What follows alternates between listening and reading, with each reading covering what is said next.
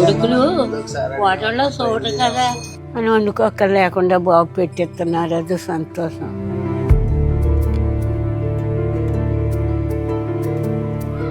ఎవరు పెట్టుబడి లేక నాకు క్యారేజ్ రాశారండి. రాస్తే 2 సంవత్సరాలు పెట్టాం. బాగున్నాయండి. ఊర్లో బుధవారం గుడ్డు చేప, ఆదివారం కోడి మాంసం. పశ్చిమ గోదావరి జిల్లా భీమవరం సమీపంలోని వీరవాసరం గ్రామానికి చెందిన రైతు తులసి రాంబాబు ఇలాంటి వారికి ఇంటికే క్యారియర్ ఉచితంగా పంపిస్తున్నారు.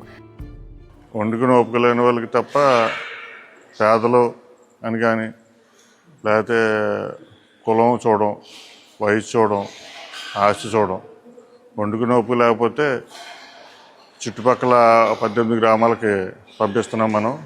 స్టిల్ ఈరోజు 160 క్యారేజీల వరకు వెళ్తున్నాయి.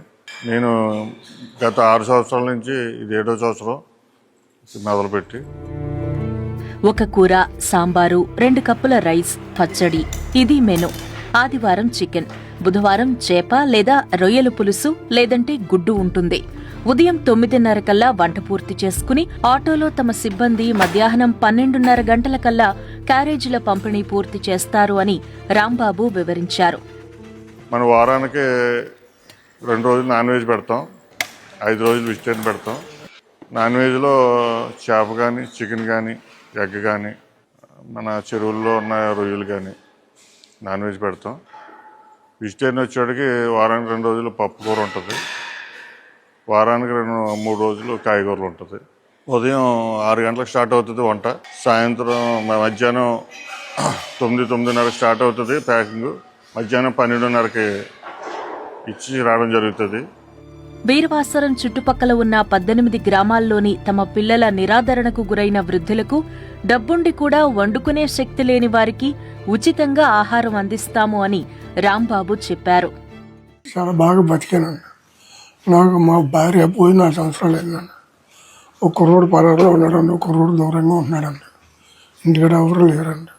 ఏదో అతను కొంత రాంబాబు ఆయన ఇంకో క్యారేజ్ పంపుతున్నాడు.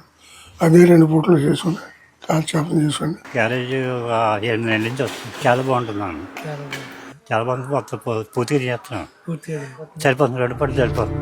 ప్లాస్టిక్ వాడకుండా స్టీల్ క్యారేజ్లోనే భోజనం పంపిస్తామని రాంబాబు తెలిపారు. అంటే మనం ఒక క్యారేజీలు 2 క్యారేజీలు కొంటాం ఒక మనిషికి. ఒక క్యారేజీ ఖాళీ క్యారేజీ తీసుకొని ఫుల్ క్యారేజ్ ఇస్తాం.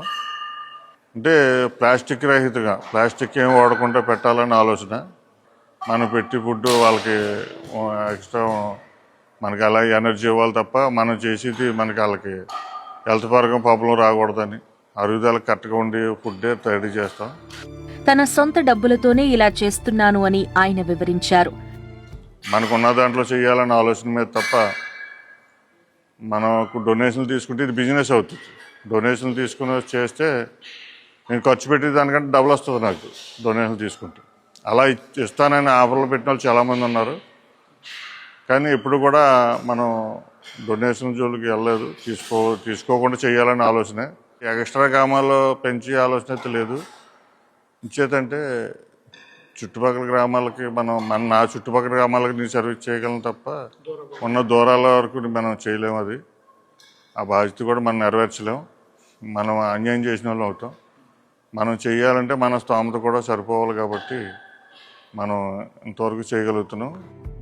అమ్మా నాన్నలను సరిగ్గా చూడకపోతే రాంబాబు నుంచి క్యారియర్ వస్తుంది అని, అప్పుడు సమాజంలో తమకు చెడ్డ పేరొస్తుంది అనే భయంతో ఆయా గ్రామాల్లో చాలా మంది పిల్లలు తమ తల్లిదండ్రులను బాగా చూసుకుంటున్నారు అని రాంబాబు అంటున్నారు. జనరల్గా ఏంటంటే మనం పంపే ఏరియాలో తల్లిదండ్రులు చూడలేని ఎవడ ఉండటం, అంటే క్యారేజీ అంటే భయం పెట్టలేని వాళ్ళకి.